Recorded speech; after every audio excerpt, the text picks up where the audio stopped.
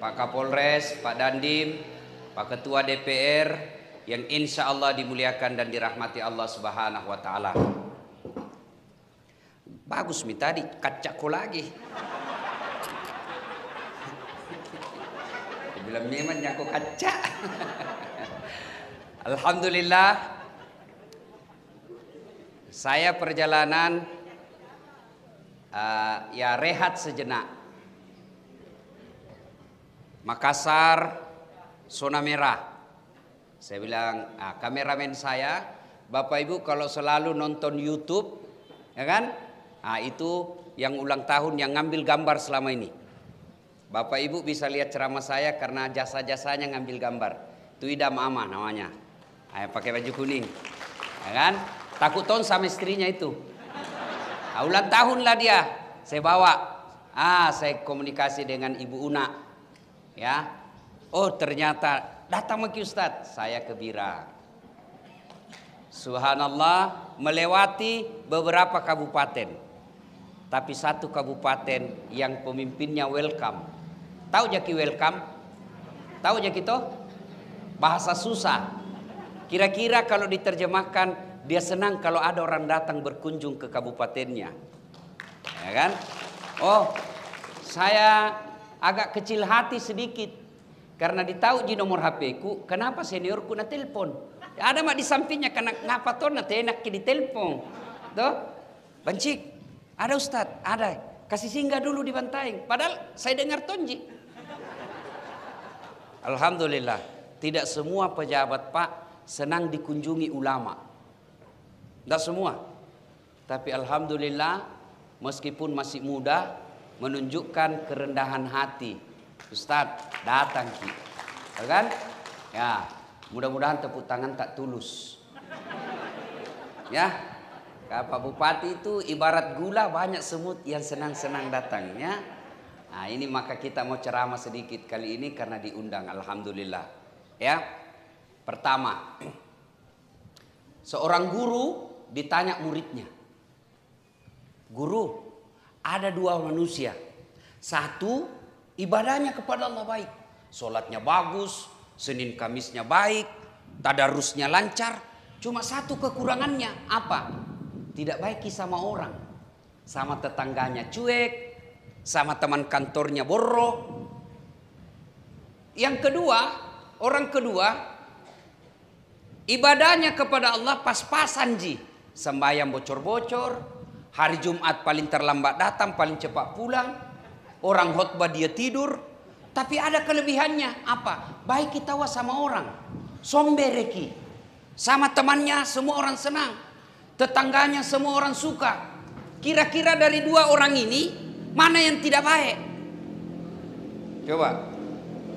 Gurunya berkata, anakku, orang pertama baik. Kok bisa? Kalau dia dapat hidayah, ibadahnya baik, dia dapat hidayah, maka dia bisa memperbaiki hubungannya kepada sesama manusia.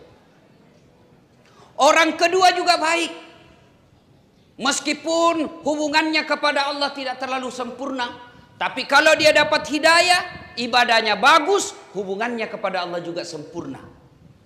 Lalu muridnya bingung. Ya guru, orang pertama baik, orang kedua baik. Jadi mana orang yang jelek? Dia bilang orang jelek, orang ketiga. Siapa orang ketiga? Nah dua jiku cerita. Orang ketiga itu kamu. Siapa? Yang suka cari-cari jeleknya orang. Katengaseng nih. 2 minggu sebelum lebaran dihabisi Satpol PP. Polisi setengah. Dimaki-maki, dibully, dihina. Saya bilang alhamdulillah. Allah tunjukkan kebesarannya. Katengaseng Satpol PP habis dosamu karena dicibir. Tidak ada lebih baiknya itu Satpol PP. Saya Satpol. Kenapa mi? Dihinalah mereka. Ingat, orang yang dimaki-maki, orang yang dihina, orang yang dipermalukan, orang yang dibully, apa dia dapat? Kalau dia sabar, maka dosa-dosanya gugur. Siapa yang ngambil dosanya? Jo pacalla-calla. penghina, pembuli, kau ambil dosanya satpol. Dan orang yang dihina, orang yang dimaki, orang yang dibully, dipermalukan, banyak pahalanya. Dari mana pahalanya? Dari orang-orang yang membulinya. Jadi kamu yang sudah share-share itu di medsos, gak dosa cilaka. Semua. Inilah kekurangan kita sekarang bangsa Indonesia. Kita lebih senang cari kekurangan orang lain. Kita lebih sibuk mencari kelemahan orang lain. Sementara kita punya kejelekan juga jauh lebih besar daripada orang yang kita hina. Maka Nabi berwasiat, beruntung kalian yang terlalu sibuk mencari aib dirinya sehingga tidak punya waktu untuk mencari aib kekurangan orang lain. Kan yang banyak di tengah-tengah kita apa? Pepatah dulu mengatakan, semut seberang lautan tampak olehnya, sementara gajah di pelupuk matanya dia tidak lihat. Kan aneh. Semut jauhnya, ini kita wah, nada pak nana lihat. Sementara gajah di depan matanya dia tidak lihat. Ini kan aneh. Inilah sebagian bangsa kita, sibuk mencari aib orang lain, sementara tidak punya kesempatan mengurusi kejelekannya dirinya sendiri. Ayuhibbu ahadukum, sukakah kamu memakan bangkai sesamamu manusia? Mari kita bawa ke situasi COVID. Coba makin lihat sekarang Pak. Negara kita lagi memanggil. Ayo kalian bangsa Indonesia, mari bangkit, ambil partisipasi, bantu negaramu dengan kemampuanmu masing-masing. Saya kemarin ke Bira, subhanallah, Allahu Akbar. Lama saya baru ke sana lagi. Saya bilang, hebatnya ini Indonesia Pak. Itu orang Australia, orang Amerika, orang Eropa, orang Saudi, orang Makkah Madinah datang keluarkan duit puluhan juta sampai ratusan juta hanya untuk datang lihat pantai. Kita tidak perlu keluar duit, bisa lihat pantai, balik ke pantai. Orang Amerika, Eropa datang mengeluarkan duit ratusan juta hanya mau lihat pantai. Kita orang Indonesia tidak perlu keluar duit banyak-banyak untuk lihat pantai. Kenapa? Allah telah sediakan pantai di Indonesia dari Sabang sampai Merauke. Carikan saya kabupaten di Indonesia yang tidak ada pantainya. Ini enaknya kita punya negeri Pak. Luar biasa. Alamnya cantik. Lebak ngaseng kipingi Makkah toh. Bapak Ibu pernah ke Mekah? Pernah ke Mekah? Yang belum mudah-mudahan segera. Coba itu dari Mekah ke Madinah. Lihat itu Pak. Gunungnya orang Arab. Lihat gunungnya orang Arab. Coklat. Tidak ada sama sekali rumputnya. Lihat padang pasirnya. Tidak ada rumput seperti ini. Padang pasir. Tapi lihat Indonesia Pak. Gunung kita hijau. Padang kita luar biasa. Mana ada kabupaten yang tidak ada padang rumputnya. Mereka salah satu ciri orang kaya di Saudi. Kalau mau kita lihat kalau pekarangan rumahnya banyak tumbuhannya. Orang kaya itu. Kalau banyak rumputnya pekarangan rumahnya di Saudi orang kaya itu. Kalau kita di Bantaeng, kalau banyak rumputnya pekarangan rumahnya orang malas. Subhanallah. Allah ciptakan negara kita ini. Orang Arab teman saya dari Mekah kemarin. 2 hari yang lalu saya ketemu. Dia datang ke sini jalan-jalan. Diajak. Apa dia bilang? Indonesia adalah taman-taman surga yang Allah titipkan di dunia. Maka kita wajib menjaganya. Jaga ini Indonesia. Sekarang Indonesia lagi sakit. Namanya COVID-19. Baik sekali namanya tapi menyeramkan. Sampai itu nenek di kampungku. Dia bilang coba kucini kinjo COVID. Ku ajak baku tikam. Kalau nak tikam kak sekali mati mak selesai urusanku. Tapi ini COVID. Tidak dilihat Ustaz. Tidak ditahu serangannya dari mana. Sekarang kita lagi sakit ini dirundung sakit namanya COVID-19, Corona. Mari selamatkan negara kita. Negeri kalian memanggil, selamatkan. Caramu apa? 1, kalian yang pejabat, kalian politisi, anggota DPR, mau jadi presiden, silahkan. Kami senang kalian jadi pejabat. Tapi tolong jangan jadikan wabah ini sebagai panggung politik. Jantung mau kepikir pencitraan lagi apa kek. Sekarang sudah ada wabah masih ada toh mau pencitraan. Dia belum rasa itu jadi kena COVID. Kalian pejabat ASN, mari jadikan ini ladang amal. Bekerja kau jadikan amal. Kapan kau bekerja cari muka, capek kau bekerja. Kalau ada bupati baik sekali kau, tidak laku itu. Itu bupati yang 70 tahun umurnya. Kalau bupati anak muda, nak tahu kau cari muka cilaka.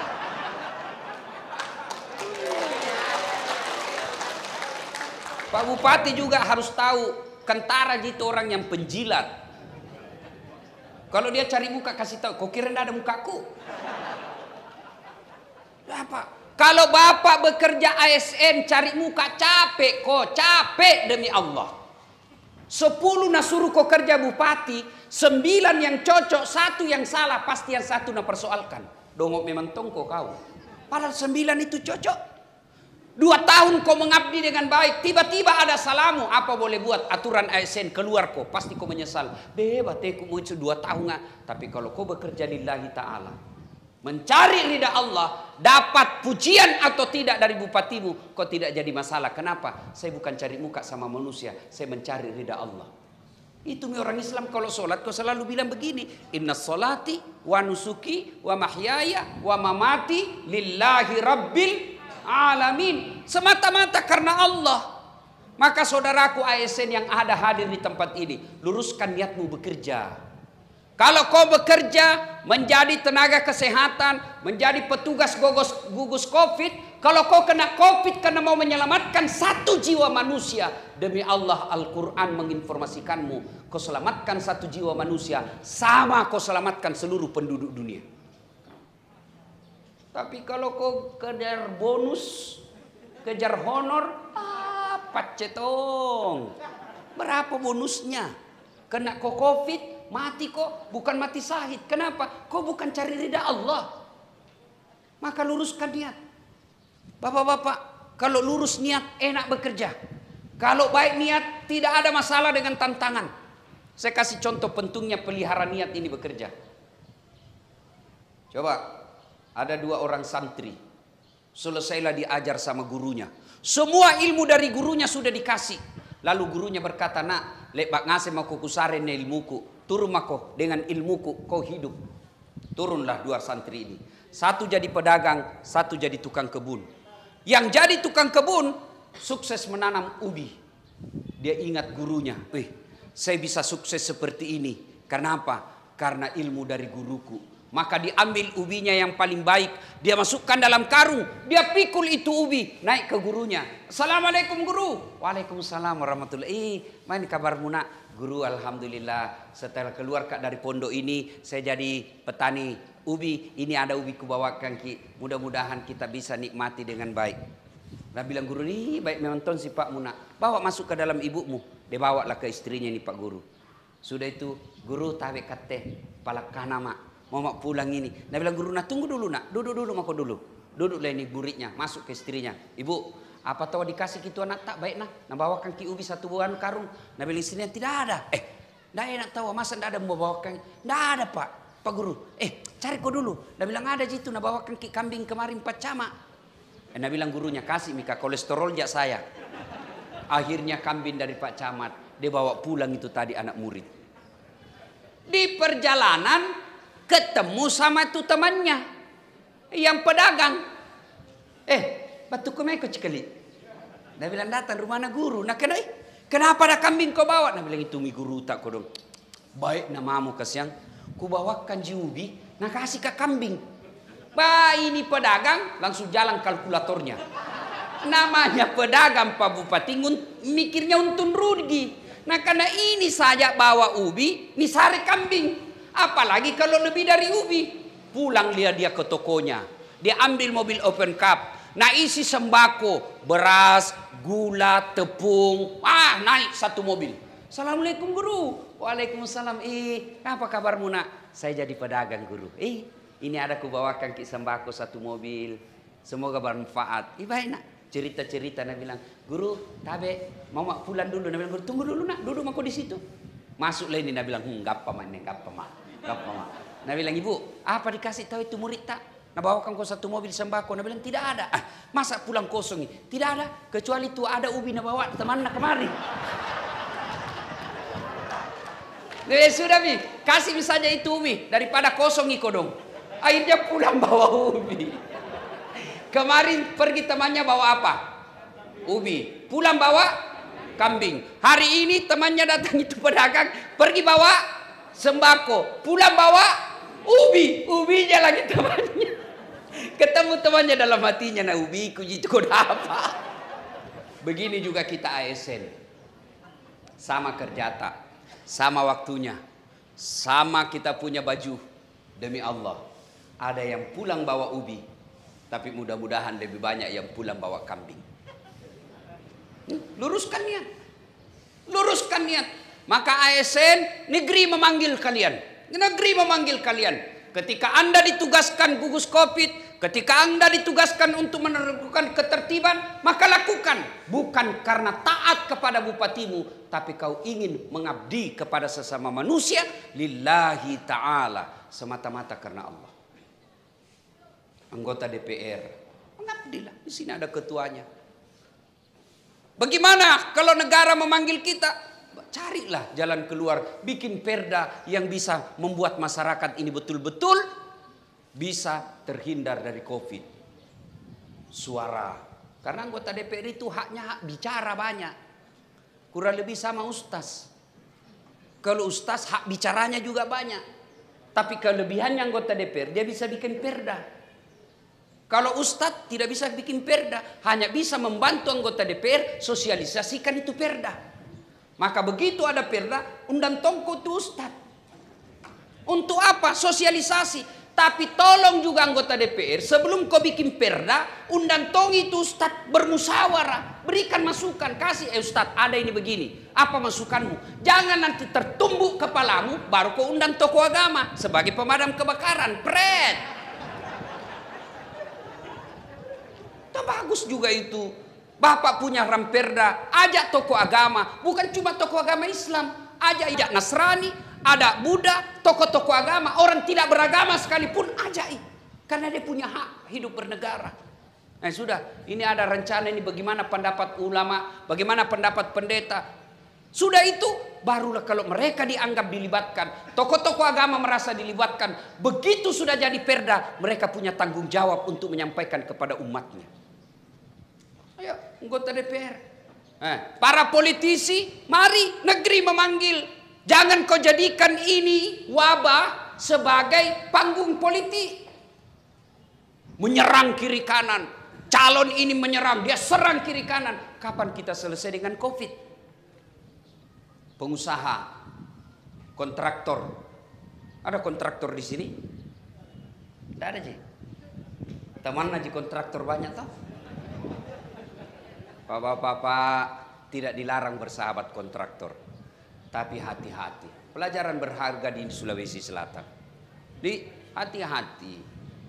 Allah tidak melarang kita jadi kontraktor. Tapi hati-hati. Pernah kita dengar ceritanya kontraktor di akhirat? Pernah? Pernah dengar ceritanya kontraktor di akhirat, Bu? Jadi itu penghuni sorga sama penghuni neraka baku SMS ki. Nah bilang penghuni sorga, woi, bagaimana kabarmu di neraka? Nah bilang, nggak ada enaknya di sini, di blender jaki terus. Nah bilang penghuni sorga penghuni neraka, kau ya, deh enaknya ini di sorga, baru dibayangkan ada di depan tak, satu laki-laki 7 bidadari. Nah bilang penghuni neraka, boleh kami jalan-jalan ke situ? Nah bilang boleh Ji, sini mako. Bagaimana caranya? Penghuni neraka kan kreatif Pak. Nah bilang gampang, kami dari neraka bikin jembatan, kamu juga dari sorga bikin jembatan, ketemu di tengah nah, setuju? Setuju, lelang proyek. Keluar pemenang tender, waktu pekerjaan 3 hari. Weh, hari pertama jembatan dari neraka selesai 50%. Hari ketiga tuntas 70%. Selesai semua, tepat guna dan efisien. Jembatan dari neraka sudah sampai di tengah. Dia lihat-lihat dari surga, kenapa belum dimulai jembatan dari surga ini dimulai? Nah, kita sudah sampai, teriaklah ini dari neraka. Woi Cika, bos, kenapa belum mulai proyekmu? Kami ini sudah sampai di tengah. Seperti perjanjian kau di sini. Kau kenapa belum mulai? Apa nabilan dari surga? Bagaimana mau dimulai proyek? Kontraktor, pengawas, panitia, juru bayar, ada semua di situ. Di sini penghafal Quran ji, salah rekeng ji. Memakai lagi anggota DPR. Sebenarnya berarti tidak ada DPR di anu Ustaz. Di neraka me. Pernah tuh kita dengar cerita anggota DPR di akhirat? Pernah dengar cerita anggota DPR di akhirat? Tuh, masuklah ini penghafal Quran. Masuk dia di surga. Dia lihat kenapa banyak anggota dewan di surga. Nah banyak dijakal gara-gara OTT. Dia pergi protes sama penjaga surga. Malaikat, kenapa banyak diisi anggota dewan dalam surga? Nah banyak ini korupsi. Nah bilang malaikat, jangan ribu, reses jini. Sebentar lagi dia balik.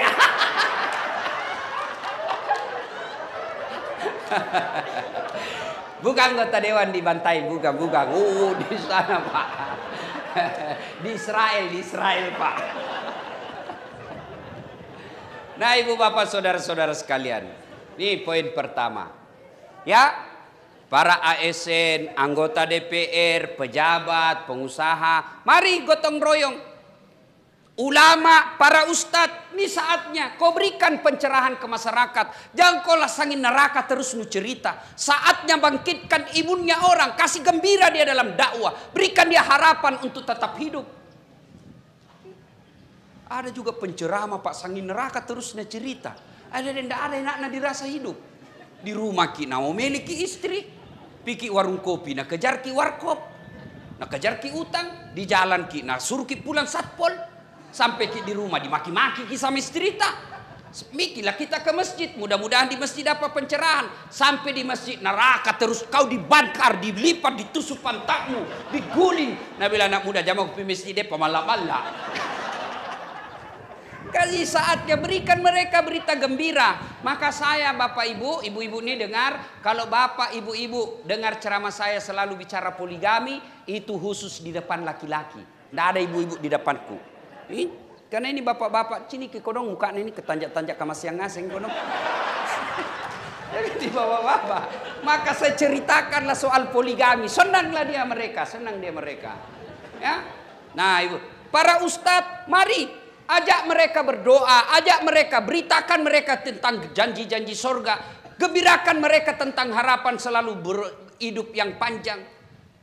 Jangan saling memaki, ini COVID, rekayasa manusia. Kalian masyarakat umum, bantu pejabat kita, bantu para ulama, bantu tokoh-tokoh untuk memberantas COVID. Dengan cara apa? Alhamdulillah, sekarang ada vaksin. Vaksin tidak aman, boleh kamu tidak vaksin. Tapi tolong jangan kau keluar rumah. Orang bilang tidak aman, saya satu keluarga sudah vaksin. Ada orang bilang, sudah vaksin mati Ustaz. Bayangkan Pak, kalau 2.000 orang sudah vaksin, masa 2.000 tidak ada yang tiba ajalnya? Coba, memang ada orang sudah vaksin meninggal, ya tiba ajalnya. Kalau 200, 300 sampai 2.000 orang dibantai yang sudah divaksin, masa 2.000 itu dalam 1 bulan tidak ada tiba ajalnya? Orang vaksin, kenapa orang vaksin? Bukan karena dia takut mati, tapi apa? Ada orang bilang, sudah vaksin Ustaz, kena COVID. Betul, karena kalau Bapak sudah vaksin, satu jika istimewaannya, apa? Bapak kalau kena COVID tidak terkapar dan tidak akan merusak jasadmu. Memang kena. Dan itu hasil riset, hasil penelitian, bukan katanya. Punah katanya, susah ku hidup itu. Islam sangat memuliakan pengetahuan. Islam sangat mengedepankan pengetahuan. Itulah sebabnya ayat pertama Allah turunkan bukan perintah haji, bukan perintah sholat, tapi apa? Iqra, baca. Berarti Islam kau dekati harus pakai ilmu, bukan perasaan semata. Ada orang sekarang beragamanya pakai perasaan. Katanya apalagi, tadi malam saya sempat berdebat sama anak-anak dari Riau. Katanya begini Ustaz. Saya bilang siapa katanya kau? Siapa kasih tahu kau? Kalau kau tidak mau sesat, kalau kau bicara kesehatan, jangan kau tanya montir. Kalau kau bicara tentang kesehatan, salah kau kalau artis kau ikuti. Kalau kau mau ikuti artis, ketika dia bicara tentang sinetron, cocok itu dia. Kerjanya di situ. Tapi ketika kau berbicara kesehatan, dengar kau para dokter dan orang-orang yang sekolah bidang kesehatan. Yang kau dengar politisi. Kau politisi itu segalanya bisa napolitisir. Namanya politisi, Pak. Tapi ketika bicara kesehatan, dengar kau para dokter. Ketika kau berbicara tentang hukum syariah, dengar kau ustadz.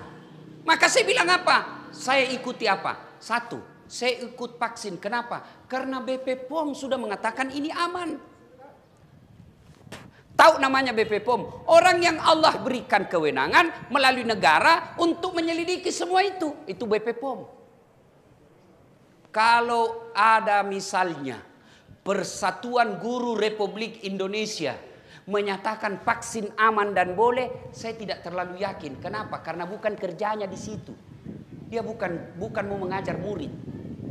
Tapi ini BP POM, obat-obatan di Indonesia dia yang teliti. Maka dia katakan boleh, aman. Oke, tidak cukup hanya aman. Kita orang Islam ada lagi namanya halal.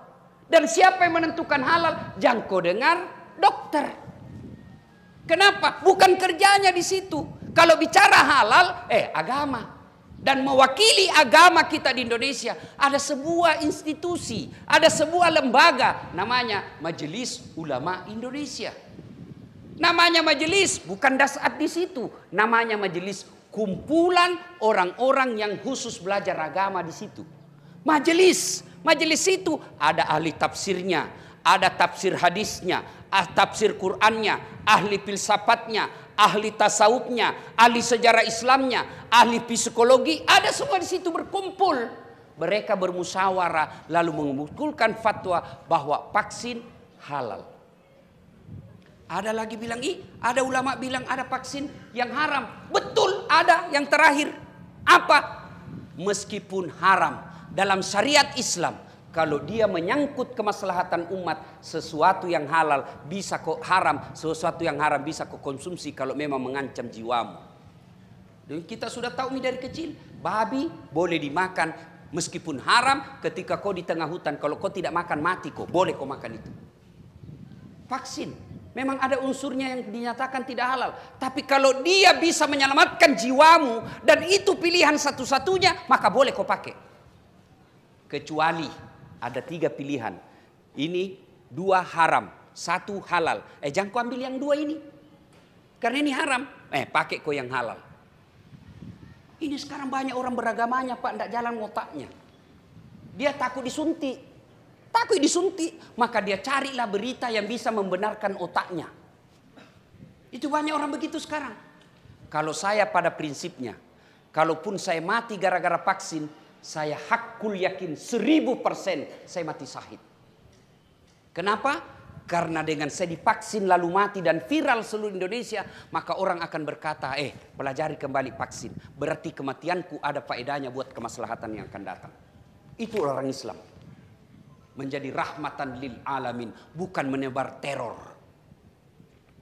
Bapak-bapak vaksin. Kalau itu bagian ikhtiar. Kalau bapak tidak mau, paling tidak bantu negara dengan apa? Jangan kau menyebarkan berita bohong dan kebencian. Kamu tidak mau vaksin silahkan, tapi jangan kau ajak orang untuk tidak bervaksin. Ingat, dalam Islam ada hadis Nabi, la daror wala diror. Artinya apa? Tidak boleh mencelakakan diri dan tidak boleh kau mencelakakan orang lain. Saya vaksin bukan karena saya takut mati, tapi karena saya tidak mau menularkan penyakit kepada orang lain. Nah, ibu bapak saudara-saudara sekalian. Nah, selesai soal vaksin dan ini ya, pekerja kita. Poin kedua. Sebagai muslim, jaga ki solat tak. Kita tidak tahu tiba-tiba siapa tahu meninggal ki gara-gara COVID. Tidak ada urusan, pasti tonjaki mati.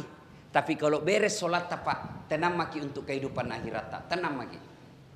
Tapi kalau tidak solat ki, kecil itu vaksin siksaannya dunia, tidak ada artinya ketimbang di akhirat. Coba dengar ini Pak. Bapak-bapak ASN, kalau Bapak dinonjolkan menjadi staf ahli ahli yang tidak ada stafnya. Masih ada pilihan. Masih ada pilihan. Masih minimal 2. 1 pensiun. Pensiun nggak ada urusan sama bupati. Toh, yang kedua tunggu sampai pergantian bupati. Selesai urusan Pak. Bapak polisi, Pak tentara ditugaskan ke Papua. Masih ada pilihan? Masih ada. Berhenti saya jadi aparat. Pulang kampung Pak.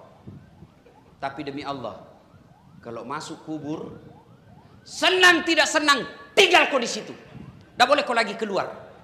Keluar kau, lari 1 orang Pak. Wih, suluki Pak. Lari Pak. Artinya, kalau Bapak masuk di kubur dan tidak beres sholatmu, tidak ada harapanmu senang. Kalau di dunia tidak senang kau bupati, gampang. Tunggu sampai habis jabatannya. Atau pensiun dini. Tapi kalau masuk maki kubur, senang tidak senang, tinggal. Dan orang paling menderita kata Nabi, al-mutakhawil bis sholat, yang menganggap enteng sholat. Apa alasan tak ibu-ibu tidak mau sholat? Bila maki, kutangkiskan ki. Dia kini hari apa? Bila maki, apai. Kau bapak-bapak, apa alasan anda sembahyang? Ane tahu tinggi pangkatna, nene. Kau jadi kepala dinas karena nasuka kau Pak Bupati. Biar nasuka kau Pak Bupati, kalau istrinya Bupati ndak sunak kau. Ndak ton jarang sekali cilaga. Baru kepala dinas ndak sembahyang pret. Apa? Bila mau apa alasanmu ndak sholat? Gambar lagi, ada kalagaga Nabi Yusuf. Itu Nabi Yusuf, ada kalagaga di dunia. Hebatnya itu Nabi Yusuf Pak, kegagahannya. Itu ibu-ibu disuruh ngiris bawang. Yusuf lewat Nabi Yusuf. Itu ibu-ibu ndak sadar, beda gagana ini orang. Dia iris jari-jarinya ndak dirasa. Begitu terpesonanya dengan wajahnya Yusuf. Bagaimana itu di? Nah kita jangan ngiris bawang Pak, bau sakul saja lewat. Kulo gitu.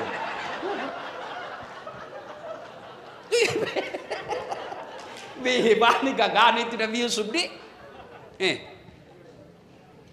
Tapi tetap beribadah. Sakit kau Ustaz. Ada kala sakit itu Nabi Ayub. Itu Nabi Ayub seluruh anggota tubuhnya dimakan ulat. Menurut ahli kedokteran, terutama penyakit kulit, tidak ada yang pernah kalah sakitnya itu Nabi Ayub. Apa boleh berhenti sholat? Tidak, tetap sholat. Kita baru influenza, tidak sembahyang lagi. Kalau influenza, sembahyang influenza kok. Sariawan Ustaz, sembahyang sariawan mah kok. Ya Bapak. Nah tahu itu bilang sakit kok. Apa pi? Apa? Anggota DPR. 5 tahun Cika. Terpilih lagi alhamdulillah. Tidak terpilih wabillahi taufiq walhidayah. Apa kok? Kepala dinas, anggota DPR, bupati saja tidak ada nilainya kalau tidak sholat, apalagi KT pengangguran. Apa pi? Sholat ki Pak. Tidak bisa ke berdiri Ustaz, duduk ki. Tidak bisa ke kan air, tayamum ki. Tidak pernah bacaan sholat ku hafal Ustaz. Berjamaah ki di masjid. Asal salat jamaah kalau imam sudah baca, diam makosah. Apa pi? Bilang mako? Tidak ada kecuali kutu. Malas. Ibu-ibu biasa banyak tidak sholat gara-gara apa? Haid. Nabi bilang suaminya, kenapa belum sama? Belum Pak bersih. Nabi bilang suaminya, balik apa balik? Pacinikan kau ini. Apa yang pacinikan cilaka? Apalagi ibu-ibu banyak dah sholat. Agak gara-gara apa? Jilbab sakaratil maut. Tak 3 lapis. Kuning jilbab apa? Ada lagi mirip-miripnya sedikit. Nabi bilang suaminya, pikul sembayang sudah mau kujualkan sawah pergi umroh. Nabi bilang, sadar kok Pak. Sadar main kusuruh ke sembayang. Karena tidak melihat ini jilbabku 2 jam dipakai ini. Gara-gara jilbab tidak sholat. Nah, bapak-bapak banyak juga tidak sholat gara-gara tugas. Demi Allah, kalau kabupaten ini pegawai-pegawainya pelihara sholatnya. Kecil itu Pak, jadi makmur ini kabupaten. Kecil, Allah cuma mengatakan kun fayakun, jadi. Maka Pak Bupati, saya berwasiat kepada Dinda, kalau mau angkat pejabat dek, lihat saja sembayangan.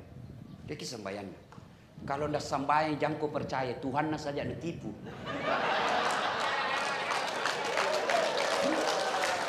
Betul ini deh. Itu aja peganganmu. Itu aja peganganmu.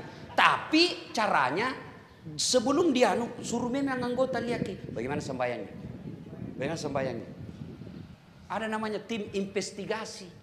Jangan ditanya sembahyangnya kok pas. Oh iya Pak